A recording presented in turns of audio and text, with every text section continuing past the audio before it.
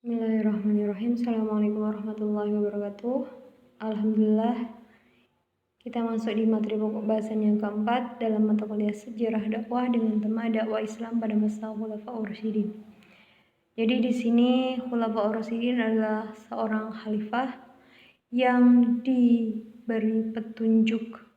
Kenapa demikian? Karena keempat khalifah ini adalah sahabat yang dekat dengan Nabi. Nah, siapa saja mereka? Yang pertama adalah Abu Bakar Asy-Syiddiq, Umar bin Khattab, Utsman bin Affan, dan Ali bin Abi Thalib.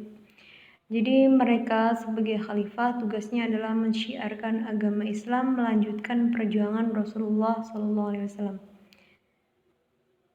Nah, kondisi mat'u pada masa Khulafaur Rasyidin adalah bersifat ijabah dan ummah. Jadi pada dasarnya Khulafaur Rasyidin yang empat ini tinggal meneruskan perjuangan baginda Rasulullah SAW dalam mensyiarkan agama Islam. Karena pada dasarnya masih terdapat beberapa orang yang belum bisa menerima Islam, seperti orang Quraisy dan orang Yahudi. Oke, untuk materi dakwahnya di sini ada kaitannya dengan akidah, ada muamalah, dan ada kaitannya dengan syariah. Untuk kaitannya dengan akidah di sini mengajarkan tentang mengesahkan Allah. Yang kaitannya dengan syariah di sini pesan dakwahnya adalah terkait dengan tata cara berwudu, tata cara sholat, dan membaca Al-Quran. Untuk kaitannya dengan muamalah di sini adalah ditetapkannya zakat bagi orang muslim untuk kemudian diserahkan ke Baitul Mal. Nah, kaitannya dengan metode dakwah yang dilakukan oleh Khulafaur Rasyidin di sini pertama adalah konsolidasi dalam pembinaan dan peningkatan kualitas kaum muslimin. Jadi di sini ada penguatan ya dan pembinaan kepada kaum muslimin dengan cara mengirimkan dan menyebarkan para cendekiawan. Cendekiawan ini baik para penghafal Al-Quran maupun para ahli fikih ke wilayah-wilayah yang dikuasai oleh agama Islam karena semakin luasnya wilayah kekuasaan Islam. Yang kedua adalah melalui upaya futuhat, yakni pembebasan, proses penyebaran, penghadiran, dan penyampaian risalah Islam ke daerah tertentu tanpa ada paksaan pada mat'unya. Oke, langsung saja. Yang pertama, Abu Bakar As-Siddiq, dakwahnya adalah dengan cara melakukan penyelesaian persoalan intern. Jadi sepeninggal Rasulullah ini banyak sekali permasalahan yang muncul ya. Misalnya ada orang yang tidak mau membayar zakat. Jadi sepeninggal Rasulullah mereka tidak mau lagi membayar zakat karena mereka berpikir bahwasanya zakat ini adalah sesuatu yang harus dibayarkan kepada baginda Rasulullah. Jadi ketika baginda Rasulullah sudah tidak ada, maka kewajiban zakatnya ini sudah berhenti. Yang kedua, munculnya nabi palsu seperti misalnya Musailamah al-Kadzab, al-Aswad al-Ansi, dan lain sebagainya.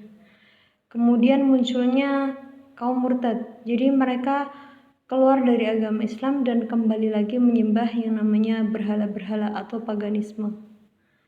Kemudian selanjutnya upaya dakwah dari Abu Bakar yang kedua adalah mengalihkan perhatian pada upaya melakukan futuhat, yakni pembebasan, ekspedisi ke Syria demi pengembangan wilayah Islam. Yang ketiga, merintis Majlis Syuro, dan yang keempat, upaya memelihara ayat Al-Quran.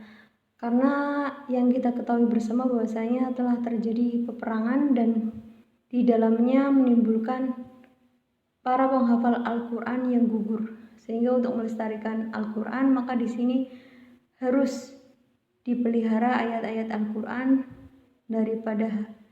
dari para hafid yang masih tersisa. Yang kedua adalah Umar bin Khattab. Ini adalah khalifah yang kedua. Upaya dakwahnya adalah pembenahan manajemen dan administrasi kepemerintahan. Kenapa demikian? Karena semakin luasnya wilayah kekuasaan Islam. Yang kedua, pembentukan peranata hukum dan sistem pengadilan. Yang ketiga, penetapan sistem kalender Hijriah. Jadi kalender Hijriah yang kita kenal saat ini adalah muncul pada masa khalifah kedua, yakni Umar bin Khattab. Yang keempat, memperkokoh Majelis Syuro. Yang kelima, dibangunnya sarana umum. Jadi fasilitas umum banyak dibangun pada masa Umar bin Khattab seperti saluran irigasi, sistem keuangan negara, baitul mal, dan lain sebagainya. Dan yang selanjutnya adalah pembinaan masyarakat dan upaya futuhat ke berbagai wilayah strategis bagi pengembangan dakwah. Selanjutnya, khalifah yang ketiga adalah Khalifah Utsman bin Affan. Upaya dakwahnya adalah menyelesaikan gerakan pembangkang, berupaya memelihara stabilitas wilayah yang semakin luas, menyebarkan para cendekiawan ke wilayah kekuasaan Islam. Yang ketiga, upaya menyeragamkan naskah mushaf Al-Quran, yakni mushaf Utsmaniyah yang seperti kita kenal. Yang keempat, mempertahankan dan memelihara sistem pemerintahan dengan memelihara majelis syuro. Dan yang terakhir adalah mengadakan pembinaan dan futuhat atau pembebasan ke wilayah timur dan barat. Adapun yang terakhir adalah Khalifah Ali bin Abi Thalib. Ini khalifah yang keempat. Upaya dakwahnya adalah berupaya menyelesaikan persoalan intern di antara kaum muslimin. Jadi di situ terjadi yang namanya perang saudara ya pada masa Khalifah Ali bin Abi Thalib. Nah, persoalan tersebut akhirnya diselesaikan oleh Khalifah Ali bin Abi Thalib.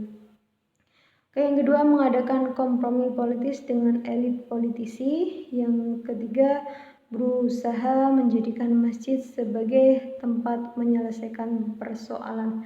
Jadi manakala terdapat suatu persoalan yang di dalamnya membutuhkan suatu musyawarah, maka di sini dilakukan di masjid. Dan yang terakhir, menampilkan sosok kepemimpinan yang tidak ambisius.